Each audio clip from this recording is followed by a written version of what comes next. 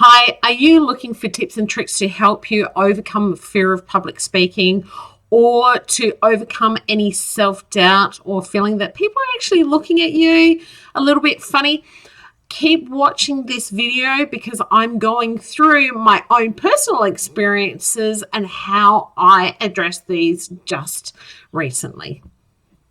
Hi, Lambert here. Welcome back to my channel where I talk to you primarily about what drives people and their behaviors as it applies to your business, and it always starts with fear. In this episode, I'm going to share with you a little personal story about my own fears and public speaking.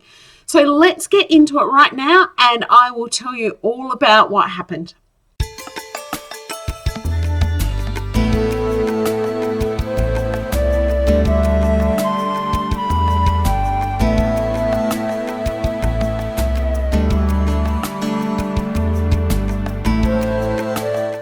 So recently I was invited to travel interstate to speak at a social media conference. Thankfully for me, I actually don't have a fear of public speaking, but that doesn't mean that I wasn't caught out by fear. And I wanted to show you that I walked the talk and how, from my experiences, you can learn something that will help you, hopefully, when you're confronted by fear. So let me go through this. So I was invited to speak. I was traveling on Wednesday, speaking on Thursday, traveling home on Friday. Comes Tuesday, the day before I was traveling, and I started to get really anxious. I couldn't concentrate on the work that I had to do. I was quite grateful that a lot of clients cancelled their appointments with me for their own particular reasons, which gave me time. Probably wasn't the best thing for me, because what it meant was that I had time to think. Not always the best thing. It got to a point that I started revising and reviewing my slides. Most of you would probably think that that's a good thing. But for me, it's not. You see, I'm speaking about something that I know a lot of, and that's the psychology of social media and how to tap into the client, your user's psychology, and how to leverage that online. So what happened was I was reviewing the slides, going over them, and the more I went over them, the more nervous I actually got. Now, I could feel that building up inside of myself.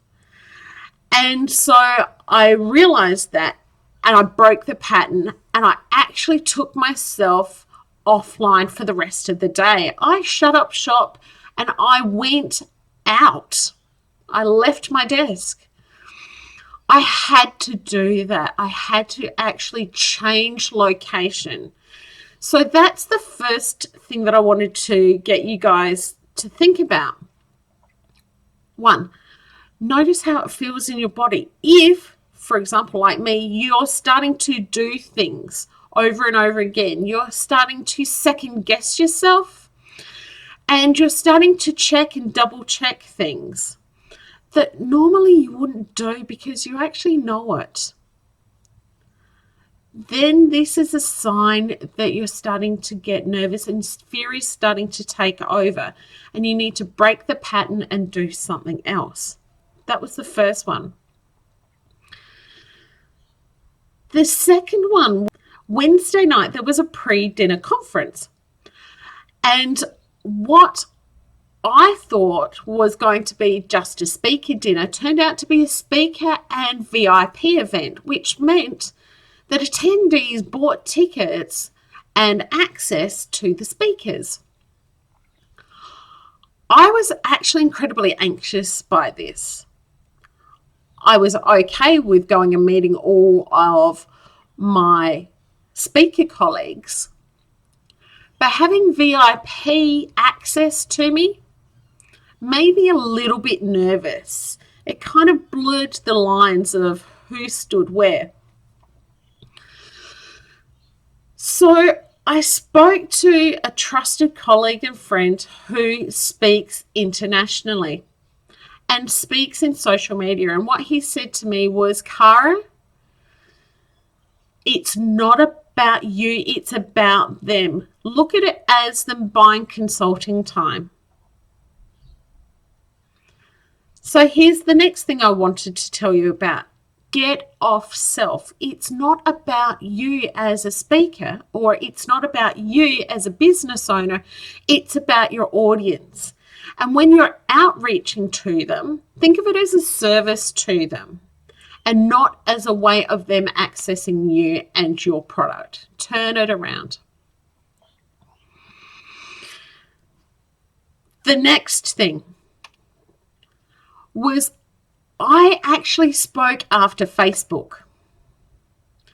Pretty big shoes I had to fill. So I was sitting there in the audience watching Facebook speak, and the two women that were speaking for Facebook, they were owning it. They owned the stage. They were brilliant, captivating, and had everyone's attention. And sitting there, I started to feel incredibly nervous that I could not make the grade. Once again, the problem was I was making it about myself. So the third lesson, more of a reminder than anything, get off self. Especially when you're speaking to somebody, if you're doing video even, it's not about you. It's about the audience that you're serving. They don't deserve your nerves. They're not here for your nerves. They're actually here for your knowledge. So it's not about you, and get off self. The fourth time that nerves took over, and this is only in the space of 3 days, was at the post-conference awards ceremony. So that was a formal dinner, and I walked in, and I've got to be honest, I felt that every face in the room was staring at me. I was sat on the head table because I'm a brand ambassador. I was also an awards judge, so I was given a different position to the awards nominees. So I was looking around the room, and people were looking back at me, and I felt that I was being judged. Later in the evening, ironically, I was announced as one of the brand ambassadors and invited up on stage. And later in the evening, when I looked around the room and I saw people looking at me, they seemed to be looking at me differently. Now, the stories that I had in my mind was, at the start of the evening, they were thinking, who is that woman? What's she doing here? I don't know her. And why is she on the head table? And then after I was announced, I felt like it was more of a story of, oh, I know who you are, and that's where your place is. Well done. Kudos to you. The fourth lesson I want you to know about fear is that our brain is incredibly clever. It will fill in the gaps of the facts and the knowledge that we have with the stories that we tell ourselves. I don't know that those people looking at me at the start of the evening were actually thinking that. They could have been looking past me for all I know.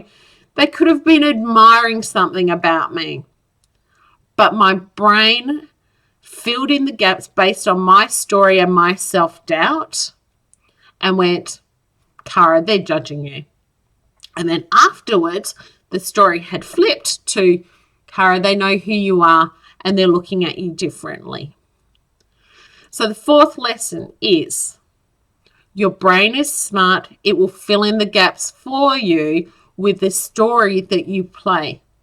Sometimes that story is wrong.